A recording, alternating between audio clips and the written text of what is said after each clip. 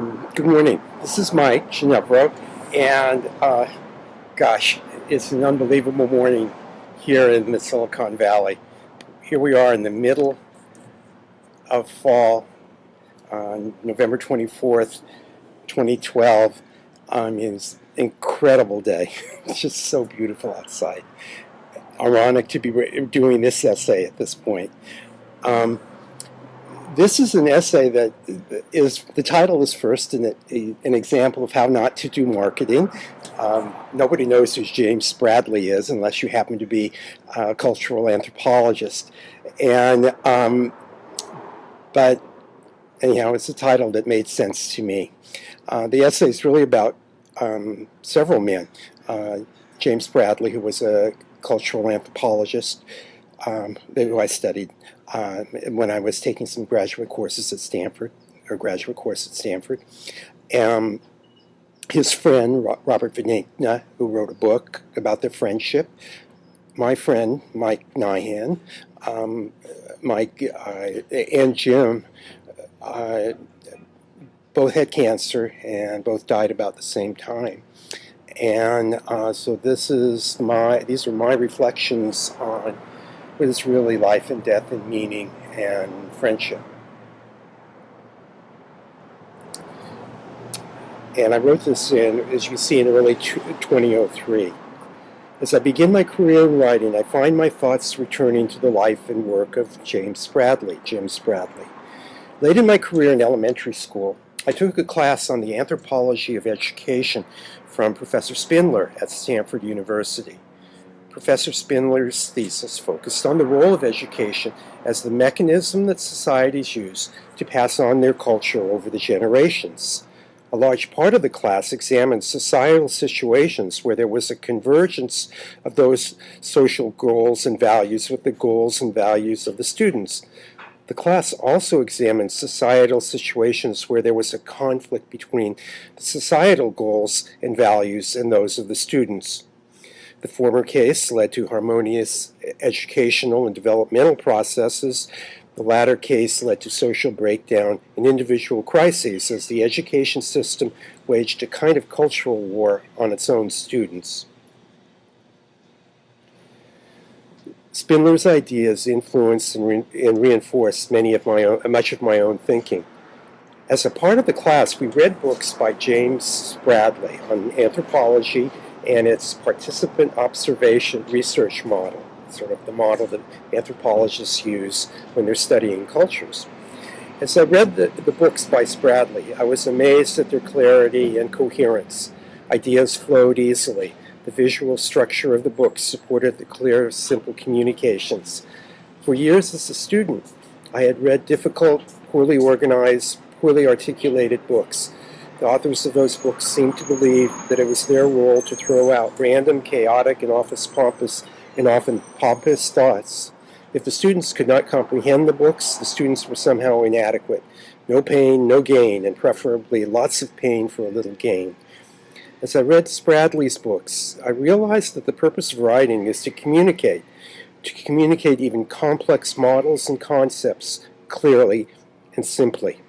The purpose was not to confuse and befuddle. The purpose was to elucidate and enlighten. Spradley's work was so refreshing, and the underlying assumptions of his approach became central to my later work as a technical writer and to my efforts in writing in the late summer and early fall of my life. Years followed my work in Professor Spindler's class and my exposure to Spradley's writing. Life experience piled upon life experience.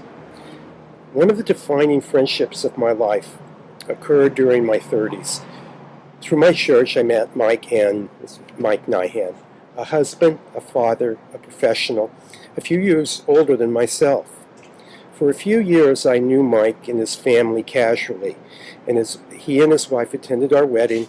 We saw each other on Sundays and sometimes talked. Then in his mid-30s, Mike experienced a recurrence of melanoma. All of a sudden, our relationship changed. With friends, I organized a healing service for him at our church. He was amazed at how quickly I put together the service. I did not organize the service alone. I never act alone. but Mike was truly touched by the efforts.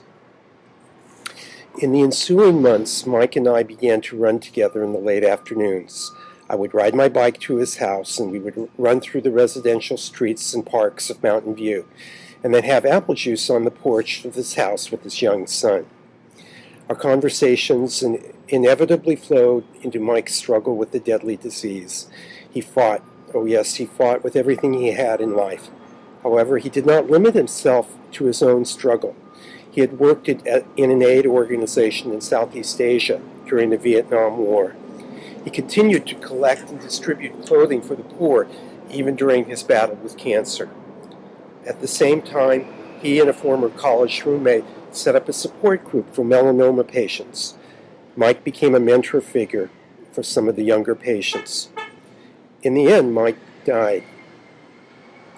He asked me to organize his wake and his funeral. Once again, I did not act alone. It was so easy. Mike touched so many lives with his courage and dignity. All I needed to do was to tell someone that Mike wanted them to help in his service. I never received a negative answer. In the years that followed, Mike remained, and really remains today, a constant presence in my life. I hope that I will face death with the courage that he displayed. I hope I will live my life with the dignity and care that he embodied. I know that every minute I have is a minute that Mike was never allowed to see on this earth, and I pray that I will be worthy of that gift. What does all this have to do with James Spradley? Well, one night I noticed a book by Robert L. Benigna at the Menlo Park Library, A Gift of Hope, How We Survive Our Tragedies. I opened the book and read, Benigna's close friend and colleague was Jim Spradley. They were both in the academic world. Each morning they would get together for breakfast. Jim Spradley developed cancer about the same time as my friend Mike. Jim Spradley died from cancer, too young, at almost the same time as my friend Mike. Jim Spradley remained a living presence in the life of his friend, Robert Benigna. Mike remains a living presence in my own life. Clarity, simplicity, dignity, courage, and friendship. I do not know what lies beyond this life. In my fantasies, I love the ideas of Socrates and the Apology. In that dialogue, Plato recounts Socrates' vision of the world beyond this, talking with people and searching for the excellent. I wonder if Jim Spradley has met Mike in the world beyond. I am certain that they would make great friends, sipping coffee in the morning and running among the clouds at dusk. As a kind of coda to the essay and to the video, more than 30 years after Mike's death, in the fall of 2012, I came across the name of his son in an article in a New York Times blog.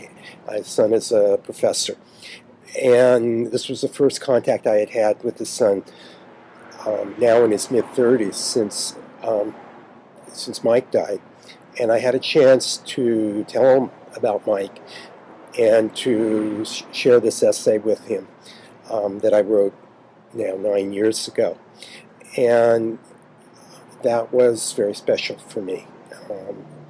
The last image I left for the son was an image of Mike that was used, that one of the co-founders of a local futurist institute mentioned about Mike at his wake.